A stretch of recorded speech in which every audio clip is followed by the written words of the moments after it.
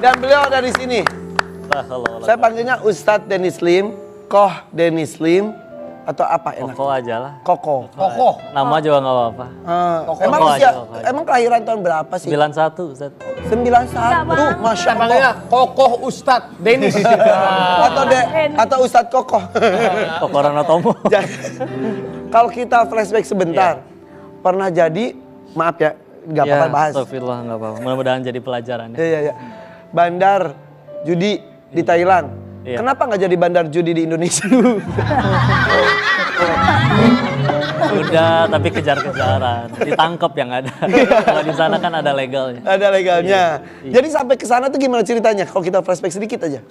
Ya awalnya diawali waktu ya ayah waktu itu sempat jatuh juga ya. Usahanya bangkrut, gulung tikar, ninggalin cukup banyak hutang. Dan waktu itu anak pertama dari 4 bersaudara. Pengen bantu mereka tapi ya belum bisa berdaya apa-apa. Dan akhirnya ada tawaran untuk ke sana awalnya. Untuk apa ke sana tuh tadinya? Waktunya awalnya diminta kerja sebagai IT-nya. Jadi ngurusin semua sistem di Ya. perjudian itu. Jadi IT-nya sih oke. Iya. Tapi ternyata Di kasino pas ternyata. ke sana tahu untuk menjadi itu. Akhirnya tanya dan dikasih tahu, tapi jujur karena lemahnya iman, jadi ya malah tergelincir ke sana. Berapa tahun? 2 tahun kerja, lalu setelah 2 tahun berhenti karena malah buka kasino sendiri, malah jadi bandar. Tambah jauh. Wow, dari ahli IT di sebuah kasino, bikin kasino sendiri, Iya. makin maju, Iya secara dunianya. titik baliknya apa? Titik baliknya ketika sebetulnya semua big boss di sana pun ketika ditanya, lu mau selamanya hidup kayak gini? Enggak ada sih. Bahkan maaf ya, ketika mereka lagi dugem dengan mohon maaf wanita menari di sekelilingnya, di meja ada minuman keras berserta drugs, narkoba. Kalau ditanya apa yang paling mereka inginkan, pengen di kasur hangat, dikelilingi anak cucu, pengen wafat dalam keadaan tenang seperti itu. Sebetulnya. Dan Jadi Bos-bos itu itu, bos-bos. iya, para big Jadi boss sebetulnya di kondisi seperti itu mereka nggak bahagia. fana ya. Jadi bahkan mereka untuk bisa bahagia harus pakai itu dulu. Bahkan sebagian dari mereka untuk bisa tidur pun harus konsumsi obat. Kalau enggak benar-benar nggak bisa tidur. Karena pikirannya terus kemana-mana mungkin. Kosong. Ya, Kosong. itulah hati yang tidak ada Allah. Oke, Jadi seperti itu. akhirnya kamu pribadi ketika Ya akhirnya sadar, oke, berarti nggak akan selamanya. Yang udah lebih kaya pun pada seperti itu. Dan izin Akhwan dulu ayah pun juga sempat jadi bandar judi sebelum akhirnya pada beralih ke online. Tapi sama, nggak ada yang happy ending. Tapi ya karena masih lemahnya iman, nggak semua orang akhirnya berani untuk lepas dari itu semua. Oke, maaf. Ninggalin. Maaf ya. Saat itu sudah muslim. Sudah muslim, sudah sholat. Bahkan sebelum ke kasino, sholat dulu biasanya. Gitu. Beneran. Aduh, enggak. Beneran? Iya. Jadi Karena apa ya, sudah mulai dijadikan kebiasaan gitu. jadi seperti Dan seperti kayak- sebuah pekerjaan saat itu. Kayak lebih nggak tahu diri aja kalau misalkan itu nggak dilakuin. Jadi kayak sebetulnya untuk kayak dalih sih, seenggaknya minimal masih ada sholatnya. Jadi gitu. minimal Padahal ada orang kata minimal seimbang. Padahal nggak mungkin seimbang Jadi juga. katanya sholat terus saat itu, maksian jalan ya. Tapi kok, Iya. waktu itu Koko katanya pernah nonton video kajiannya Agim. Nah itu Iya. apakah itu jadi Salah satu trigger. titik Itu balik? ya itu salah satu episode yang akhirnya udah pengen pulang, tapi karena masih belum bulet atau belum berani di Indo, gue ngapain, mau kerja apa, ninggalin serius ratusan juta di sini. Jadi ya puncaknya ketika lagi yang lain masih pada main gitu, cuman udah kalah duluan ya. Jadi ya udah keluarin handphone lah nonton. Hah? Yang muncul Jadi di tempat kasino, iya. lu judi, lu kalah, tapi kan harus tetap stay di situ. Sambil nunggu, lu buka HP, nonton Agim. Terus.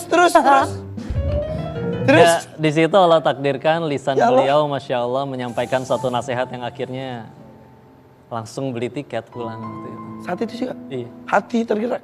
Iya. Pulang ke Indonesia langsung ke Agim. Agim.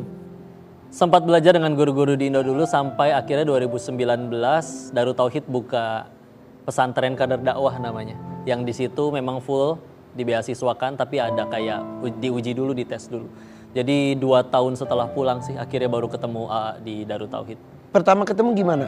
Orang yang menggerakkan hati lu Terus ketemu langsung gimana? Bersyukur kepada Allah, Masya Allah, Allah titipkan beliau di dunia ini jadi manfaat. Semoga diri ini pun bisa jadi pahala jariah bagi beliau, mencium tangan beliau, dan juga nggak tahu gimana cara balasnya nasihat-nasihat beliau ya. Tapi mudah-mudahan bisa jadi pahala jariah bagi beliau. Di Geger Kalong, pesantren, berapa lama? Programnya sekitar 2 tahunan, setahunan kurang untuk diniyah. Setahunan terakhir itu khidmat dikirim ke cabang-cabang Darut Tauhid seluruh Oke, bentar, masuk ke pesantren Agim, nol atau sudah ada bekal sebetulnya ilmu agama? Ada jeda dari pulang 15 Maret 2017 sampai ke 2019. Itu pun bertemu dengan banyak guru yang Masya Allah di Bogor. Yang Itu nol saat itu? waktu pulang baca trikul juga masih balelol sih nggak. Trikul tuh kulhu, Anas dan Al-Falak. Kul al-Wahad, kul a'udzu birabbil falaq, Masih tanpa tajwid. sebenarnya trikul. Itu aja? Masih tanpa tajwid, Oke. masih mungkin pasti salah lah, pasti masih salah-salah bacanya waktu itu. Waktu pulang. Terus belajar. Allah yang tolong, iya. Kalau pertemukan dengan guru-guru yang ada kiai, bahkan kalau orang di Bogor insya Allah kenal beliau. Ngajar di masjid dekat rumah. Datang ke situ Allah gerakan hati beliau, beres beliau ngajar disamperin, diminta datang ke rumah, Bapak mau ajarin. Silakan tanya apa aja. Itu kalau misalkan bandel, nggak mau datang, diteleponin dicari. Dan kalau udah nginep di rumahnya dibangunin dari jam 2 malam, diajak tahajud yang benar-benar berdiri 2 jam nggak berhenti-berhenti, baca surat yang panjang. Dan itu diminta terus-menerus datang, silakan tanya apa saja, silakan mau belajar apa saja, sampai mikir beliau tuh kiai mau-maunya ngurusin seorang Cina tersesat kayak gini gitu. Tapi sampai satu titik beliau selesai tahajud sambil nunggu azan Isya, berdoa dengan Azan tulus, mohon maaf ya subuh, dengan tulus sampai meneteskan air mata minta, Denis Bapak doain suatu saat Denis jadi mubalik ya. Mau ngajarin apa Bapak? Orang sini pulang ke Indonesia aja pengen tobat, nggak ngerti apa-apa. Ya ajarin apa saja, kan tugas kita bukan ngubah manusia. Kalau orang berubah gara-gara setelah ngobrol sama kita, itu Allah yang ngubah bukan kitanya. Kalau orang nggak jadi baik setelah ketemu sama kita, ngobrol sama kita, selagi niat kita benar tetap jadi nilai di sisi Allah, pahala di sisi Allah. Nggak ada ruginya sama. Dan akhirnya Denis sudah seperti ini. Nanti setelah yang satu ini kita minta Ustadz Kokoh Denis untuk tausiah di sini dan juga menjawab pertanyaan-pertanyaan dari netizen. Aldi juga boleh tanya. Boleh yang di sini.